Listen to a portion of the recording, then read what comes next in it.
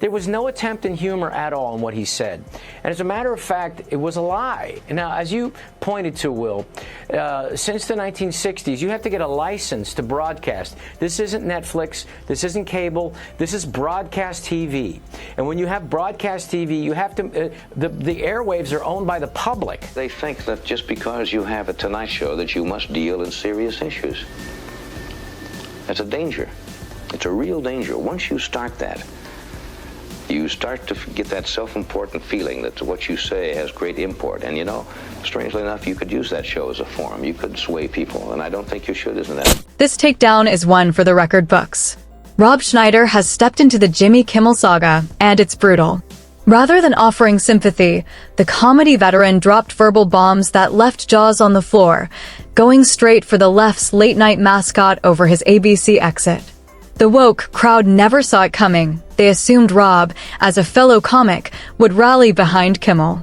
Instead, he launched a full-scale comedic ambush. It's great to see you here today. Are you chilled? Are you in fear for the future of comedy and free speech? Well, Will, first of all, I woke up this morning to the incredible shock that apparently TV shows are not guaranteed in our Constitution. I mean, wow. So that was tough to swallow. Rob Schneider didn't hold back. He opened with a searing truth bomb, torching Kimmel and the left. TV shows aren't some sacred right enshrined in the Constitution, and no amount of free speech, shouting from the woke mob guarantees a fat network paycheck. Then he cranked up the sarcasm, sniper style, pointing out that the First Amendment protects you from government censorship, not from your employer deciding you're bad for business. In other words, if you want to spew nonsense and keep your job, you'd better own the network. Until then, private companies set the rules, and Schneider made sure the woke crowd got that message loud and clear. And he still wasn't finished. There was more where that came from. First. Second, I'm still waiting for the left, the liberals, to get outraged about Roseanne getting fired for her free speech. And then I'm also waiting, I've been waiting a long time for the left and the Democrats, especially the Democrats on Capitol Hill, for the Twitter files that released that the Biden-Harris administration was actually using the government to pressure Facebook, Instagram, and YouTube, and especially Twitter to actually censor actual Americans through government pressure. Rob reminded the woke crowd that Biden and Harris once went even further, using government influence to pressure social media platforms into censoring speech. He pointed to the showdown with Elon Musk over Twitter, which ultimately led to the world's richest man buying the platform, and to Meta's reliance on fact-checkers to flag or suppress disputed content. These systems, he argued, were built and backed by the left. Now, the same voices are crying foul because one of their own has been snared by the very trap they helped design. Rob isn't dismissing the dangers of misinformation. He's demanding consistency. If you supported content policing when it served your side, you can't act shocked when it's turned on someone you like.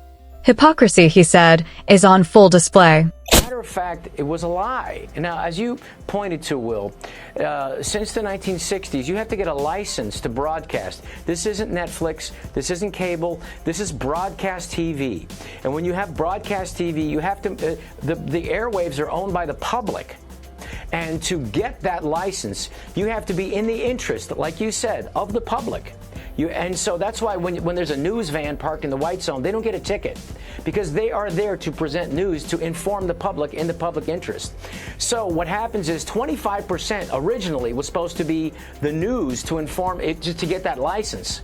So when you absolutely lie to the public, then you are no longer in the public interest, like Jimmy Kimmel did the other. This is exactly what the woke mob refuses to see. Jimmy Kimmel wasn't some helpless victim of censorship. He misled the public on a major broadcast network. When you play that game, there are consequences. Nobody forced him to speak. No executive held a gun to his head or demanded he dive into controversy. Kimmel had every chance to hold back or at least verify the facts before going on national television. But he didn't. He went for the cheap laugh and partisan jab, and in doing so gambled with his own career. Spreading misinformation knowingly isn't a joke. It undermines trust in the very platform that pays you. This isn't free speech under attack, it's accountability. Rob's point is clear. Kimmel created this mess himself, and the fallout is entirely self-inflicted. And actually was something dangerous. So with the FCC chairman, he didn't say that he was going to pull the license. He was going to give them a warning and ask for an apology, what I understood on the Benny Johnson show. And so that's not the government doing it. And when 246 different stations around the country say we're no longer airing this, it's because they heard from their consumers. They heard from their customers. And they said, that's it. We're not doing it. And so Nexstar, who's a great guy over there, Sean Compton, said, that's it. He's the CEO and said, when we have complaints like this and none of the channels, 246. That's exactly what happened to Jimmy Kimmel. What began as harmless digs at Trump and MAGA snowballed into something much larger and more toxic. At first, it was just easy laughs, cheap one-liners that landed with his crowd. But before long, Kimmel wasn't just cracking jokes. He was echoing the same talking points you'd hear on cable news, sinking deeper into a political bubble that only reinforced his own biases. Instead of using his platform to spark real discussion, he shut the door on debate. There was no curiosity, no openness to another perspective, no balance. Kimmel shifted from being a comedian who entertained everyone to a partisan voice speaking to one camp. In the end, that's what sank him. He traded humor for politics, and the audience noticed. But you have to bring value to your employer. You also have to serve, as you pointed out with the FCC's regulation, the public interest. Now, no one denies that you or Jimmy Kimmel can have your opinion, but it's where you use that opinion and on what platform. And there was a time, Rob, when late night hosts seemed to understand that balance a little bit better. And I just wanted to, with you and our viewers, remember together Johnny Carson. Television hosts need to understand the power of their platform. Everything they say or do on a public network reaches far beyond casual banter. Their jokes, remarks, statements, and critiques echo from the studio into millions of living rooms across the country. With that reach comes responsibility. It's not about stifling humor or stripping away personality. It's about anchoring commentary and truth and serving the public interest rather than a narrow political agenda. When hosts shape their monologues to cater to one side, they stop being entertainers and start acting like propagandists. That's when trust erodes. A truly great TV host can call out both sides when necessary, offering laughs and insights without turning their stage into a political rally. Balance doesn't mean bland, it means fair. And in today's climate, fairness is both rare and invaluable. Think that just because you have a Tonight Show that you must deal in serious issues. That's a danger. It's a real danger. Once you start that, you start to get that self-important feeling that what you say has great import. And you know, strangely enough, you could use that show as a forum. You could sway people, and I don't think you should.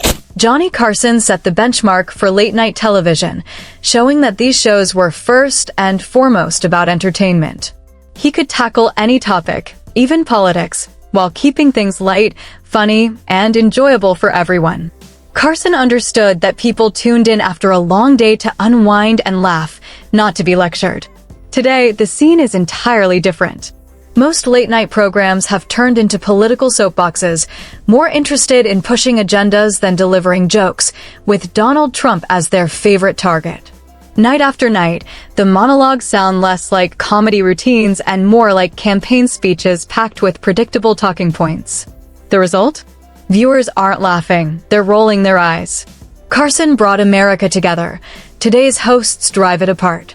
That's why the magic of late night now feels like a relic of the past. Carson was unique in the sense that you don't really know if he leaned left or right. Sometimes he leaned left, sometimes he leaned right, but he was there to get laughs, and he realized what people wanted to do. And I remember, like, as you know, when we were little kids climbing into our mom and daddy's bed when they let us stay up late on a Friday, and we'd watch Johnny Carson, we'd all laugh together because Johnny was there to entertain. In the end, Rob Schneider's takedown of Jimmy Kimmel wasn't just about one comedian losing his job. It exposed double standards, hypocrisy, and the decline of modern entertainment. Rob reminded the woke crowd that free speech doesn't equal freedom from consequences, especially on a public broadcast network. He called out the selective outrage, silence when Roseanne Barr was fired, but outrage when Kimmel faced the same fate. He also pointed out how the left applauded government pressure on social media platforms to censor speech, yet protested when the trap they set ensnared one of their own. Looming over it all is Johnny Carson's legacy, a reminder that late-night TV once united Americans with laughter rather than dividing them. That's the real lesson behind Kimmel's downfall. And that's it for today's video. If you enjoyed it, don't forget to like and subscribe for more content like this.